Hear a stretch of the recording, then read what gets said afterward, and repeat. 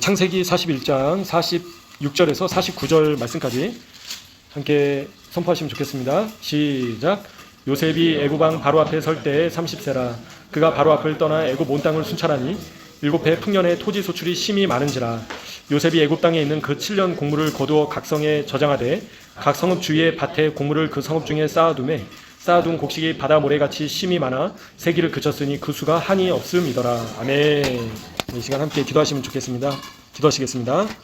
아버지 하나님 감사합니다. 주님 또 저에게 생명의 말씀을 주시고 또 말씀으로 어떻게 살아야 될지 알려주심을 인하여 감사드립니다. 이 시간 성령님께서 또 저희의 마음을 주관하시고 또 생각을 주관하시고 또 이 시간을 주관하시사 저에게 지혜와 계시형을 부어주시고 주님의 말씀을 잘 또 분별할 수 있게 도와주시며 말씀대로 순종하는 삶을 살 수 있게 또 도와주시길 간구드립니다. 이 시간 함께 하시고 깨닫게 하여 주시길 구합니다. 감사드렸고 존귀하신 메시아 되시는 예수 그리스도 예수님의 이름으로 기도옵나이다. 아멘. 이번 주 이 파라샤가 창세기 41장부터 44장 17절 말씀까지인데요. 그래서 이제 보시면요, 너무 유명한 말씀이죠. 잘 아시는 말씀인데 바로의 꿈을 요셉이 이제 해석을 하면서 어떻게 됩니까? 애굽의 총리가 되죠.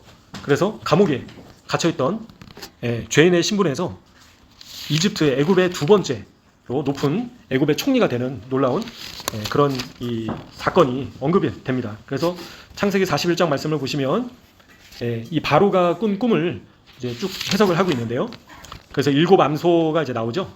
그래서 흉하고 41장 3절에 보시면 흉하고 파리한 7 암소와 또 2절에 살찐 7 암소가 강가에 있었다. 이제 그 꿈을 이제 요셉이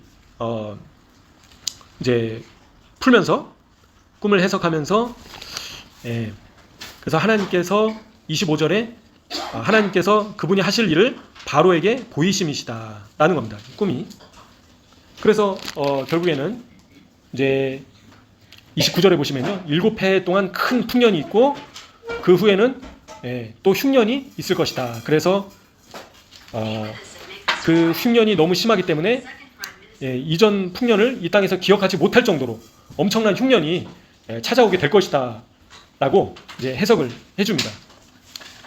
그래서 꿈을 32절에 보시면요, 꿈을 2번이나 꾸게 하신 것은 하나님께서 속히 이 일을 정하시고 속히 행하시기 위해서 이렇게 하셨다. 그래서 이제 바로가 이 하나님의 영에 감동된 사람을 어찌 우리가 찾을 수 있겠냐. 그래서 너와 같이 명철하고 지혜 있는 자가 없다. 이렇게 39절에 보시면 표현을 하고 있습니다. 그래서 바로가 내가 너보다 높은 것은 내 왕자뿐이다 라고 얘기를 하고 있죠. 그리고 41절에 온 땅의 총리가 이제 되게 했다라는 겁니다. 그래서 이 요셉은 이 형들한테 팔려가지고 이제 노예로 생활하다가 또 이제 감옥에 갇혀가지고 죽을 수도 있는 운명이었는데요. 네, 하나님의 놀라우신 계획으로 죄인된 신분에서 애굽의 총리가 되는 이제 그런 기적이 이제 일어나게 됐습니다. 그래서 재밌는 거는요, 특별히 이 지금 한우카 기간이잖아요. 그래서 요 토라 포션의 이 부분을 한우카 때는 항상 이 내용들을 보게 된다라는 거죠, 유대인들이. 그죠? 근데 이제 한우카 하면 이제 앞에서도 말씀드렸지만 어떤 절기입니까? 바로 빛의 절기, 이제 수전절이라고 성경에 기록되어 있고 예수님께서도 수전절에 예루살렘에 이제 올라오셨다라는 것을 저희가 알 수 있습니다. 그래서 이제 한우카 하면 이 창세기 말씀하고 이제 직접적으로 연관이 없어 보이지만요, 특별히 한우카는 어떤 또 절기입니까? 바로 기적의 절기이다라고 표현을 합니다. 그래서 이제 이 유대인 꼬마 애들이 팽이를 돌리면서요, 그 노래를 부르거든요. 근데 그 이제 노래가 이제 기적이 일어났다, 이제 그런 내용들인 거죠. 그래서 이 팽이에다가 글자를 이제 히브리어로 적어놓고 이제 한우카 절기 때 애들이 뭐라고 적혀 있지? 네스 적혀 있잖아요, 그지? 그래서 기적이 히브리어로 팽이에 적혀 있는데요. 그래서 하나님께서 기적을 베푸신 절기다라고 하는 겁니다. 그래서 어떤 기적이었죠? 그래서 이제 이 이집트가 로마 전에 바벨론의 페르시아 이후죠. 이 땅을 이제 정복을 하고요. 특별히 이 안티오코스 에피파네스 3세입니까? 이 성전산에 있던 그 성전에다가 돼지를, 유대인들이 가장 혐오하는 돼지를 죽여가지고요. 돼지를 바치고 이제 돼지 피를 뿌리는, 성전을 더럽히는 그런 사건이 이 하누카 전에 있으면서요. 유대인들이 붕괴를 하게 됩니다. 그러면서 여기 이제 모딘이라고 이 텔아비브 가는 중간에 있는 모딘에서 살고 있던 마카비 이 형제들이, 마카비 가문의 형제들이 이제 제사장들이었는데 칼을 들고 일어나가지고 성전을 더럽힌 이 헬라를 가만히 둘 수 없다 해서 칼을 들고 일어나서 이제 항쟁을 일으킵니다. 그래서 그 당시에 뭐 이 유대 백성들이 가지고 있던 무기도, 그 당시에 그리스는 어떤 나라였습니까? 알렉산더 대왕이 세계를 제패했던 그런 전 세계에서 가장 강력했던 제국이 바로 이 헬라, 그리스였죠. 근데 놀랍게도 시골 제사장이었던 이 마카비 그 가문의 이 아들들이, 형제들이 칼을 들고 일어나서 그 당시에 가장 강력했던 제국인 이 헬라, 그리스를 무찌르는 기적이 일어난 것을 기념하는 절기가 또 이 하누카 절기인 것입니다. 그래서 이 군사적으로는 절대 이 유대 백성이 그리스를 이제 쳐서 승리할 수 있는 그런 상황이 아니었던 거죠.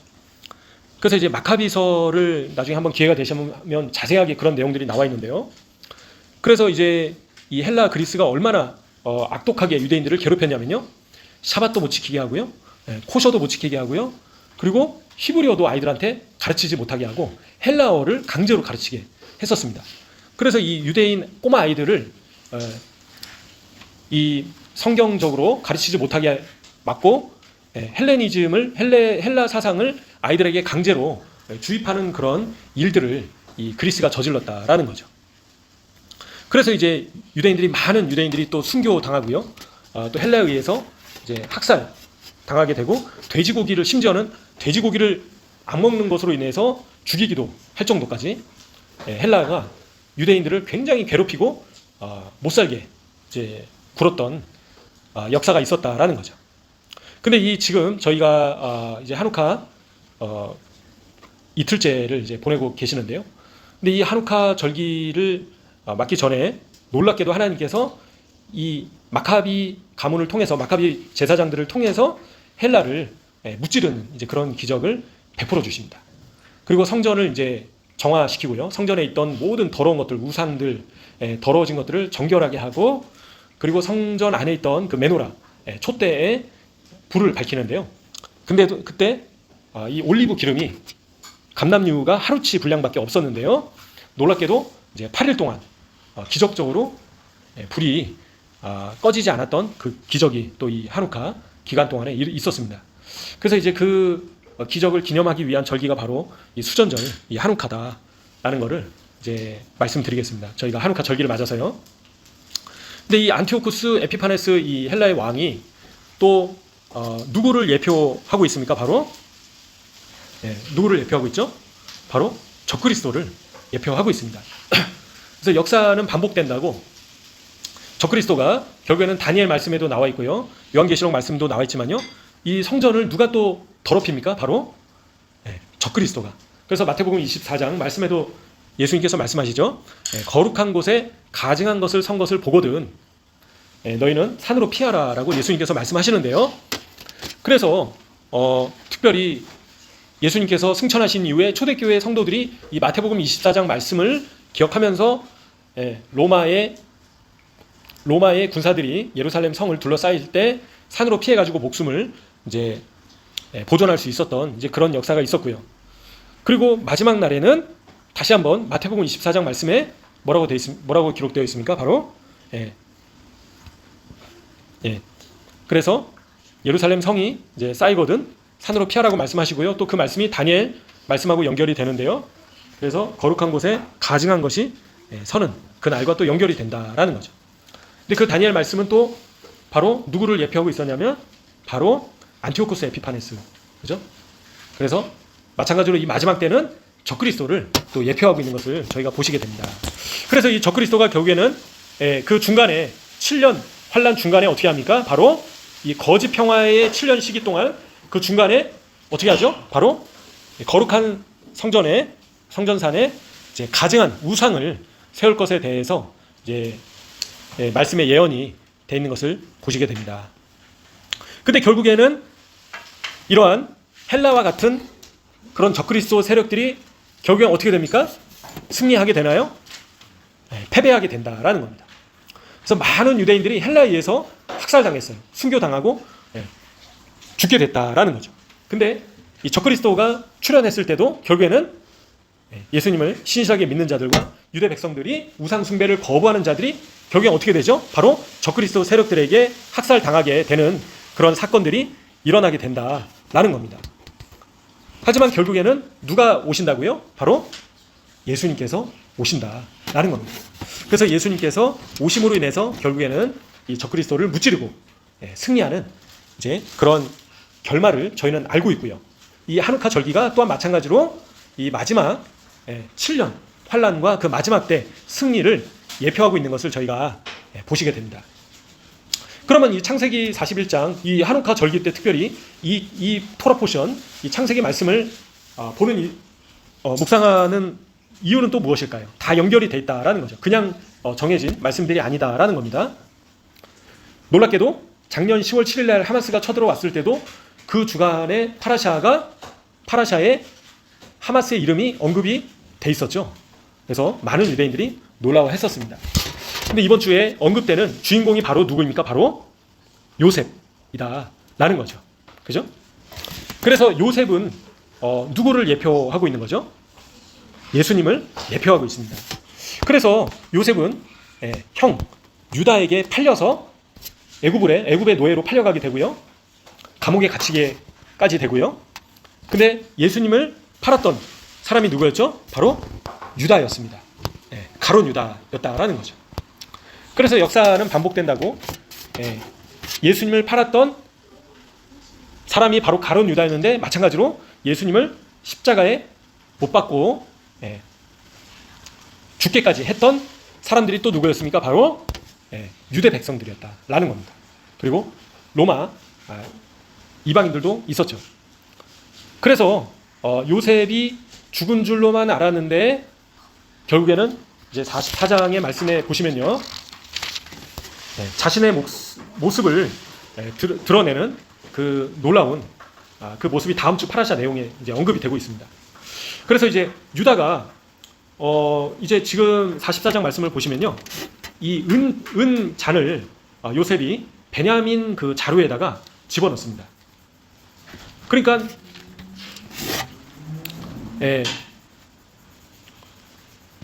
이 요셉의 형들이 뭐라고 합니까? 그들이 그에게 대답하되 내 주여 어찌 이렇게 말씀하시나이까 당신의 종들이 이런 일은 결단코 아니하나이다. 그러니까 우리가 안 훔쳤다라는 거죠. 그죠? 우리가 어찌 당신의 주인의 집에서 은금을 도둑질하리이까. 당신의 종들 중 누구에게서 발견되든지 그는 죽을 것이요 우리는 내 주의 종들이 되리이다. 그죠? 그래서 이제 11절에 보시면요, 자루를 하나씩 다 이게 풀어놓습니다. 가방을 여는 거예요. 그죠? 수색을 하는 겁니다, 지금. 그래서 자루가 그 잔이 어디서 나왔나요? 베냐민 자루에서 발견된지라. 12절 보시면요, 44장 12절.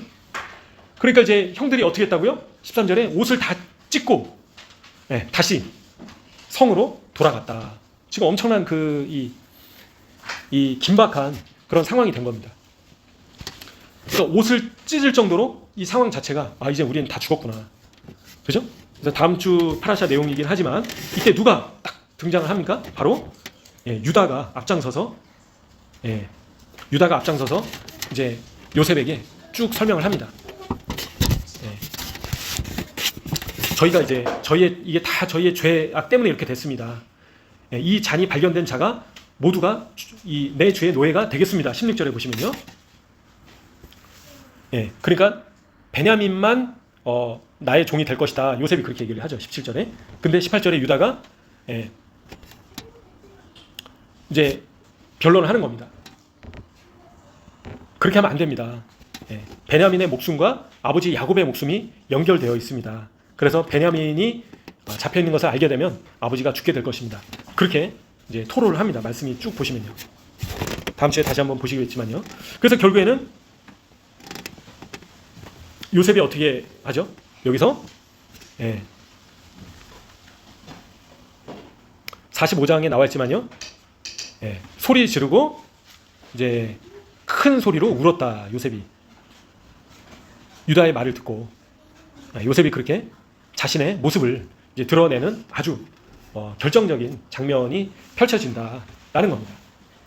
그래서 이 죽은 줄로만 알았던 요셉이 바로 누구였습니까? 애굽의 총리였다라는 거죠.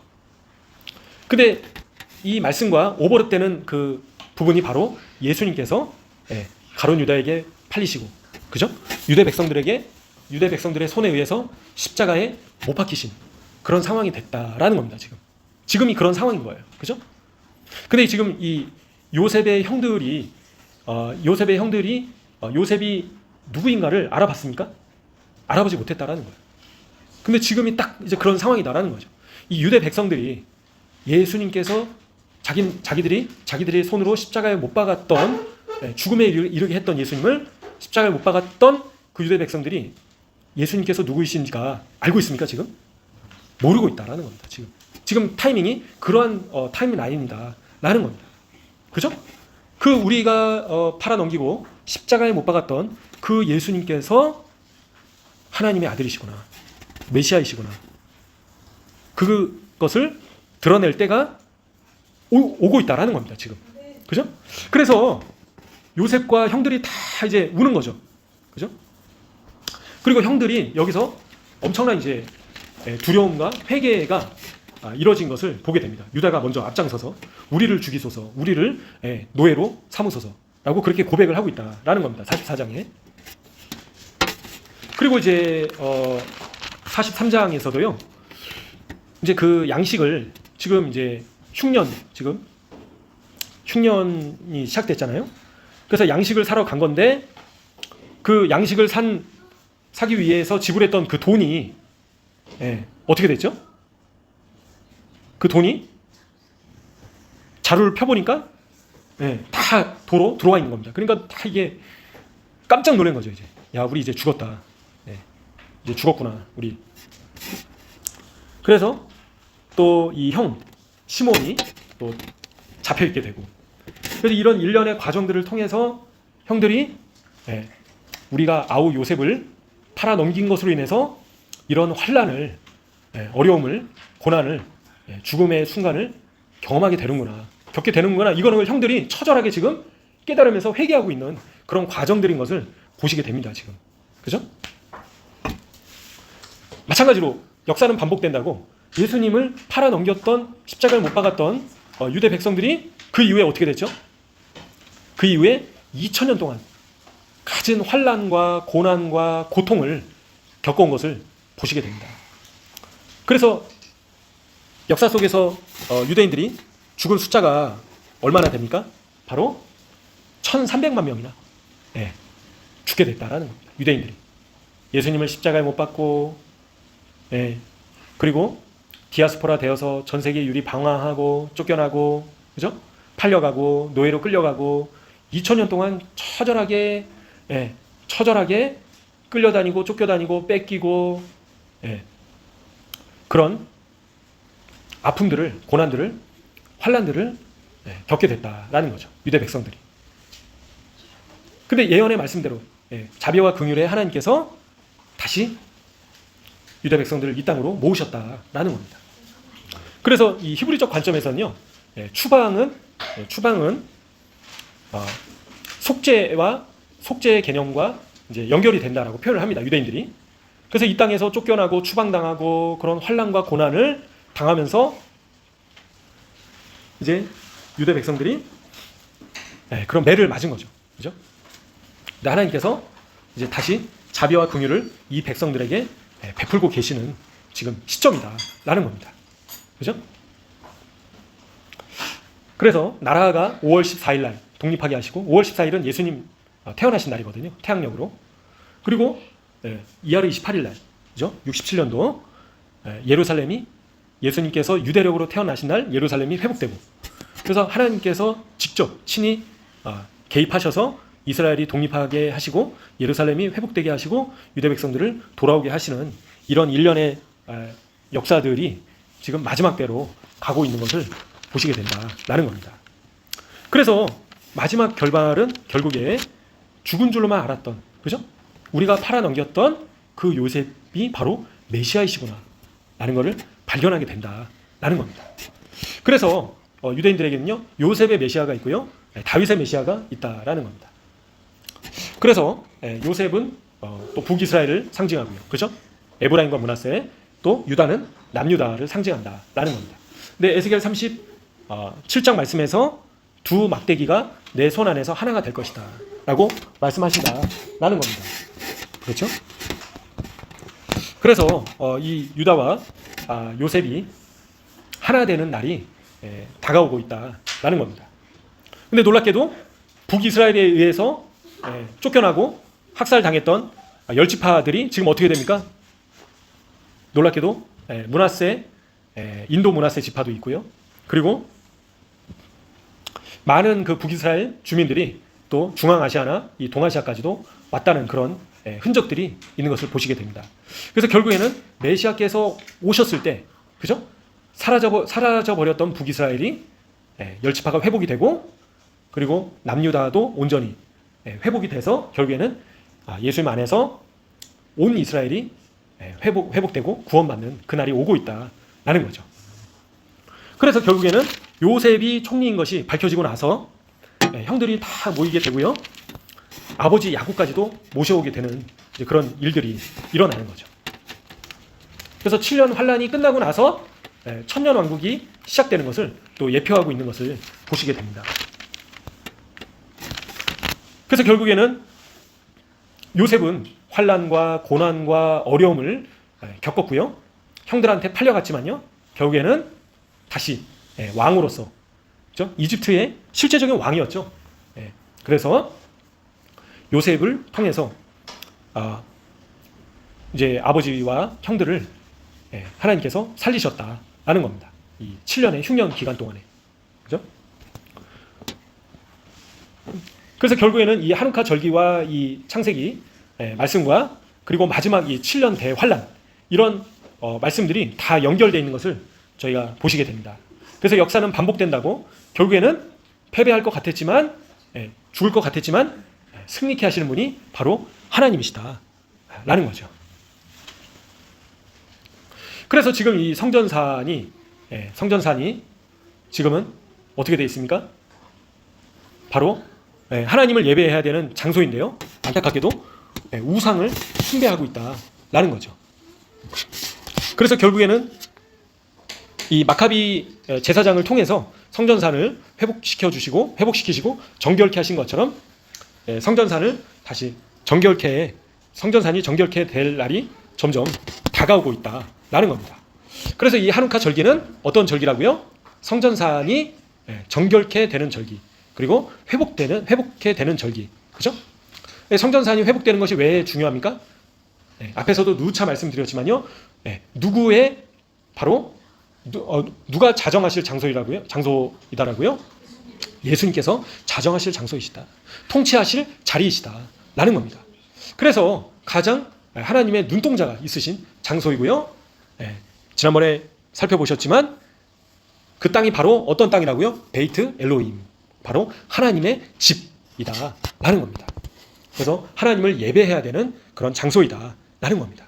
그래서 이 빛의 절기 하누카 수전절은 바로 하나님의 집이 회복되는 절기이다라는 겁니다. 그래서 하나님을 대적하고 하나님을 대적해서 우상을 세우고 이제 그런 것들이 다 정리되고 적그리스도가 정리되고 사단이 마귀가 정리되는 그 날을 예표하고 있는 절기가 바로 하누카 절기이다라는 겁니다. 누가 오시면 그렇게 된다고요? 바로 예수님께서 오시면, 빛이신 예수님께서 오시면 어둠이 사라지게 된다라는 겁니다. 그래서 기적적으로 감남류, 그죠? 감남류가 모자랐는데 8일 동안, 8은 또 누구를 예표한다고 했죠? 바로 메시아를 예표하고 있다. 바로 예수님을 예표하고 있는 겁니다. 8일 동안 기적적으로 기름이 끊어지지 않은 절기가 바로 이 하누카 절기다라는 겁니다. 또 기름은 누구를 예표하고 있습니까? 바로 성령님을 예표한다라는 겁니다. 그래서 또 이 기름을 짜다가 무슨 뜻이라고 했습니까? 아니, 어떤 단어라고 했었죠? 바로 겟세마네. 겟세마네에서 예수님께서 잡히시기 전까지 기름이 짜지듯이 간절히 기도하셨으로 인해서 그 열매가 나타나게 됐다라는 겁니다. 그래서 이런 모든 개념들이 다 연결되어 있는 것을 저희가 보시게 됩니다. 그래서 예수님께서 기름으로 이 땅에 예수님께서 기름으로 짜지심으로 인해서 죽으심으로 인해서 기름 대신은 누가 오셨다고요? 바로 성령님께서 오셨다라는 겁니다. 그래서 예수님께서 겟세마네에서 그렇게 기름 짜지듯이 간절히 기도하시고 십자가에 못 박혀 죽으시지 않으셨으면 성령님께서 오셨습니까? 못 오셨다라는 겁니다. 그래서 예수님께서 오시고 가셨기 때문에 예수님으로 말미암아 성령 하나님께서 저희에게 오실 수 있게 됐다라는 거죠. 그래서 이 하누카 절기는 또 오순절과 마찬가지로 또 성령님을 예표하고 있는 절기인 것을 저희가 보시게 됩니다. 그래서 이런 이번 주 파라샤와 관련해 가지고 저희가 이 하누카 절기와 또 마지막 날에 7년 대환란 가운데 고난과 환란 뒤에는 결국에는 승리가 있을 것이다 라는 것을 묵상할 수 있는 것을 묵상하게 됩니다. 그죠? 그래서요 특별히 이제 유대 백성들은 아직 여기까지는 계시가 열려 있지 않은 그런 상황인 거죠. 그죠? 그래서 계시가 열리게 되면 결국에 요셉은 예수님을 예표하고 있구나라는 것을 깨닫는 날이 다가오게 될 것입니다. 그리고 44장에서 유대 백성들이 예수님을 향해서 이렇게 고백을 해야 되는 겁니다. 지금 형 유다가 요셉을 향해서 처절하게 고백을 하고 있는 거예요. 그죠? 그러니까 처절하게 지금 고백을 하고 33절에 주의 종으로 그 아이를 대신하게 하십시오. 그러니까 자기 자신의 목숨을 대신 내어주겠다라고 고백을 하는 겁니다. 지금 유다가 형이. 그죠? 처절한 회개가 지금 이루어지는 겁니다. 베냐민 동생을 지금 결국엔 이 배경은 왜 그런 갈등이 일어났습니까? 레아와 라헬의 갈등으로 인해서 결국에는 자식들까지도 갈등이 일어난 거거든요. 그죠? 왜냐하면 야곱은 라헬을 사랑했다라는 거예요. 그래서 라헬의 자식들을 더 많이 사랑했다라는 거죠. 그러니까 결국에는 형들이 시기하고 요셉을 팔아넘기게 되는 그런 일까지. 근데 베냐민은 누구의 아들이었습니까? 라헬의 아들이었다라는 거죠. 그죠? 라헬의 아들임에도 불구하고 형 유다는 지금 자신의 목숨을 바치겠다라는 겁니다. 베냐민을 위해서. 그죠? 그렇게 유다가 지금 바뀌어 있는 것을 보시게 됩니다. 요셉을 팔 때는 요셉을 미워하고 시기하는 마음 때문에 요셉을 팔아 넘겨버렸어요. 근데 지금은 거꾸로 유다가 변화되어서 성숙해서 내가 작은 어머니 라헬의 아들이지만 베냐민을 위해서 나의 목숨까지도 바치겠습니다. 이제 그런 고백을 하고 있는 겁니다. 지금 유다가. 그러면서 지금 요셉이 이제 터진 거죠. 감정이 터진 겁니다. 그러면서 자신을 드러내게 되는 것이죠. 이 장면이 어떤 것을 예표하고 있다라고요? 너희가 바루카바 벳셈 아도나이 부르짖을 때까지 내가 오지 않겠다라고 예수님께서 말씀하신 거예요. 그죠? 그래서 유대 백성들이 이런 고백을 예수님께 해야 되는 겁니다. 그죠? 이런 고백을 할 때 예수님께서 오신다니까요. 그죠? 자신의 모습을 드러내신다라는 겁니다. 인간으로서 낙이 타고 오신 예수님이 아니라 바로 누구이십니까? 전능하신 하나님이신 것을 나타내 보이시겠다라는 거예요. 어떻게 할 때요? 이런 고백을 할 때. 그죠? 목숨까지도 내놓겠습니다. 처절하게 바루카바 벳셈 아도나이 고백을 할 때 그때 예수님께서 바로 지상 재림하신다라는 거죠. 오셔서 어떻게 하신다고요?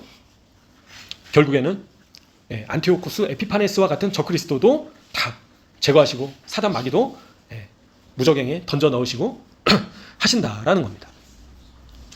근데 그런 클라이막스로 가기 위해서는 이 형 유다와 같은 그런 고백들이 유대 백성들한테 필요하다라는 겁니다. 그래서 그런 울부짖음은 또 누구의 모습이었다고요? 바로 마카비 제사장들이 그랬다라는 겁니다. 죽어가면서도 하나님을 위해서 목숨을 아끼지 않았던 그런 마카비와 유대 백성들이 있었기 때문에 하나님께서 그 모습을 보시고 어떻게 하셨다고요? 적그리스도를 예표하고 있는 헬라를 무찌르게 하셨다라는 거죠. 그래서 이 하누카 절기와 창세기 말씀과 그리고 적그리스도의 패배와 예수님의 그 모습이 드러나시는 그 때가 다 연결되어 있는 것을 저희가 보시게 됩니다. 그래서 이런 처절한 주님을 향한 부르짖음이 있어야지만 예수님께서 예수님의 그 본래 모습을 드러내실 수 있으시다라는 겁니다. 전능하신 영존하신 하나님이시다. 이사야 말씀처럼 지존자이시다. 그죠? 모사이시다. 이제 그런 모습을 드러내신다라는 겁니다. 그리고 탈무드에서도 놀랍게도 유대인들이 직접 얘기를 하는 거죠. 유대인들이 메시아를 받아들일 준비가 안 돼 있을 때는 메시아께서 낙이 타고 오시고, 유대 백성들이 메시아를 받아들일 만한 모습으로 변화됐을 때 구름 타고 오신다라고 유대인들조차도 이야기를 하고 있는 겁니다. 그래서 형들이 이런 고난과 환난과 어려움과 죽음의 순간까지 가게 되는 이런 상황들로 인해서 처절하게 회개하고 변화됨으로 인해서 결국에는 동생 요셉을 만나게 되고 요셉의 본 모습을 깨닫게 되고, 그리고 놀라운 화해와 이제 구원의 역사가 펼쳐지는 것을 저희가 보시게 된다라는 거죠. 근데 아직은 이들의 눈과 마음이 가려져 있다라는 거죠. 가려져 있다라는 겁니다. 그래서 스가랴 말씀처럼 은총과 간구하는 심령이 이들에게 부어지면 그 찔림 받으신 그분을 바라보게 된다라는 거예요. 그 눈이 열리게 된다라는 겁니다. 그죠? 그 전까지는 가려져 있다라는 거죠.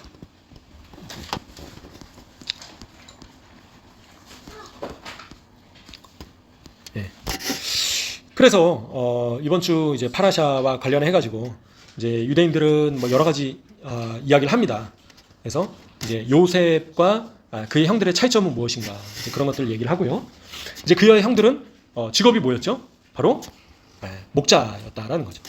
짐승을 키우면서 아브라함, 이삭, 야곱처럼 목자의 삶을, 또 은둔의 삶을 자연과 교제하면서 사회의 언론 혼란함과 어떤 이 세상의 허영으로부터 멀어져 있는 그런 삶을 살고 있었다. 이제 아브라함과 이삭과 야곱과 요셉의 형들은 이제 그런 것들이 영적인 추구에 가장 도움이 된다는 것을 알았기 때문에 세속으로부터 거리를 두는 삶을 살고 있었다라고 이야기를 합니다. 이번 주에. 그래서 이 가나안 땅에서 골짜기와 산에서 양떼를 치고 세속적인 일들을 버리고 창조주 하나님의 위대하심을, 그분의 위엄을 묵상하고, 그죠? 그런 자연 가운데서 맑은 정신과 평안한 마음으로 하나님을 온전히 섬길 수 있었다라고 그렇게 표현을 한다라는 거죠. 재밌게도요. 하지만 요셉은 달랐다. 요셉은 그런 삶을 살고 있었습니까? 아니죠. 요셉은 가장 세속 삶 가운데 있었고요. 총리였고요. 그리고 상업을 다뤘고요. 그죠? 비즈니스. 그리고 가장 높은 정치인이었고요. 그죠? 그런 가운데서 왕의 업무를 총괄하는 최고 관리자의 일을 했다라는 거죠. 요셉은 반대로 형들 그리고 이 할아버지나 그런 아버지의 일들과는 다른 그런 일들을 했다라는 거죠. 그래서 지구상에서 그 당시에 가장 강력한 제국의 총리였다라는 겁니다. 그리고 이 가뭄으로 인해서 굶어 죽을 수 있는 그런 상황에서 식량을 공급하는 그런 유일한 공급원의 역할을 요셉이 하고 있었다라는 거죠. 근데 여기서 이제 유대인들이 이제 주목하는 거는요, 바로 그런 세속적인 삶 가운데서 그러한 것들이 요셉의 신앙에 영향을 미치지 않았다. 이제 그런 것들을 주목을 하고요, 참고적으로. 그래서 요셉은 아버지 야곱의 발밑에서 하나님의 말씀을 연구했던 의로운 자였다. 근데 노예였을 때나 죄수였을 때나 아니면 총리였을 때나 이 놀라운 그 부의 지배자였을 때나 아무런 그런 것들이 영향을 미치지 않고 여전히 가나안 땅에서 어렸을 때 언덕과 계곡에서 하나님을 묵상했던 그 요셉의 그 모습이 타락한 그 이집트 우상 숭배하고 세속적이고 물질주의적인 그런 가운데서 요셉을 타락시키지 못했다라고 이제 그런 얘기를 한다라는 거죠. 그래서 요셉의 그런 처해 있는 사회나 환경이나 직업이 요셉에게 전혀 영향을 미치지 않았다라는 것을 이제 주목하고 있습니다. 근데 마찬가지로 유대 백성들도 처음에는 목자의 삶을 살았지만 그 이후에는 어떻게 됐습니까? 디아스포라 되고 나서 또 다른 바벨론이나 헬라나 로마, 그죠? 그리고 디아스포라 된 이후에 대부분 서양 세계에서 그들의 문화 가운데서 살아남았다라는 거죠. 근데 그런데도 불구하고 하나님을 경외하고 유대인으로서 정체성을 잃어버리지 않았다. 그죠? 요셉처럼 그렇게 해야 된다라는 것을 강조하고 있습니다. 그래서 저희도 저희가 하나님을 또 예수님을 믿는 이제 성도로서 저희의 삶 가운데서 뭐 그게 사업이든 그죠? 아니면 학업이든 아니면 직장 생활이든 그런 가운데서 저희가 세속의 영향을 받아서는 안 된다라는 것을 이번 주에 특별히 이야기를 하고 있습니다. 그 외에도 여러 가지 이제 이야기를 하고 있는데 이번 주 관련해 가지고 여러 가지 이야기를 이제 하고 있는데요. 특별히 에스겔 37장 말씀과 관련해 가지고 그래서 이제 요셉의 이제 두 자녀가 바로 에브라임과 므낫세죠. 그래서 실제로는 르우벤이 장자지만 르우벤의 죄로 인해서 또 레위와 시몬의 죄로 인해서 장자권이 누구에게 갑니까? 유다에게 갔다라고 생각하는데요. 실제로는 요셉에게 장자권이 있었다. 그래서 장자는 2배의 축복을 받는데 그래서 이스라엘 땅을 분배받을 때도 요셉은 2배로 이제 그 상속을 받게 됐다라는 거죠. 그래서 어떤 지파와 어떤 지파입니까? 바로 에브라임과 므낫세 지파 2개의 지파가 땅을 차지했다라는 거죠. 실제로는 요셉은 2 지파의 땅을 가지게 됐다라는 겁니다. 그래서 실질적으로는 요셉이 장자였다라는 겁니다. 그래서 이제 요셉의 아들에서 누가 나옵니까? 바로 가나안 땅을 정복했던 그 지도자가 누구였죠? 여호수아였다라는 거죠. 그래서 여호수아가 어떤 지파였습니까? 에브라임 지파였다라는 겁니다. 그리고 사사시대 때 성막이 어디에 있었죠? 바로 실로 땅에 있었고요. 실로 땅은 에브라임 지파에 속해 있었다라는 겁니다. 근데 이제 요셉과 유다 지파 간에 그런 경쟁이 있었다라고 얘기를 하는데요. 그래서 이 실로 이후에는 어디로 성전이 실로 이후에는 바로 이제 예루살렘으로 이동을 하고요. 그 다음에 누가 지도자가 됩니까? 처음에는 사울 왕이, 그죠? 베냐민 지파의 사울 왕이 이제 지도자가 되고요. 그 이후에는 다윗이 또 지도자가 되는 것을 보게 됩니다. 그래서 처음에는 이제 여호수아가 지도자의 역할을 하지만요. 나중에는 점점 이제 유다 지파가 지도자로서 이제 일어나게 되는 것을 보시게 됩니다. 그런데 이제 이 에브라임과 이 유다 지파의 그런 갈등들, 북이스라엘과 남유다의 그런 갈등들이 에스겔 37장에서 결국에는 한 왕이 그들 모두를 다스릴 것이다. 그죠? 그분이 누구십니까? 바로 예수님이시다. 내 종 다윗이 영원히 그들의 왕자가 될 것이다. 왕이 될 것이다. 라고 예언되어 있다라는 거죠. 그래서 이런 갈등과 이런 분열이 결국에는 예수님께서 오신 이후에 온전히 회복될 것이다. 유대인들이 이번 주에 이야기한다는 걸 참고적으로 말씀드리겠습니다. 그래서 저희가 이 말씀들을 또 살펴본 말씀들을 기억하시면서요. 특별히 요셉이 예수님을 예표하고 있는 것을, 그죠? 그리고 하누카 절기는 바로 또 예수님을 예표하고 있다는 것을 저희가 살펴보셨습니다. 그래서 결국에는 이 유대 백성들이 바로 요셉이 애굽의 총리였던 것을 깨닫게 됐던 것처럼 결국에는 적그리스도의 이 손아귀에서 건지실 그분이 바로 예수님이시라는 것을, 그죠? 마카비와 같은 그런 역할을 하실 분이 바로 구름 타고 오실 분이 예수님이시다는 것을 깨닫도록 저희가 기도하시면서 나가셔야겠습니다. 이 시간 그래서 제가 이 들으신 말씀들을 기억하시면서 함께 간절히 또 기도하시면서 나가시면 좋겠습니다. 기도하시겠습니다. 주여 아버지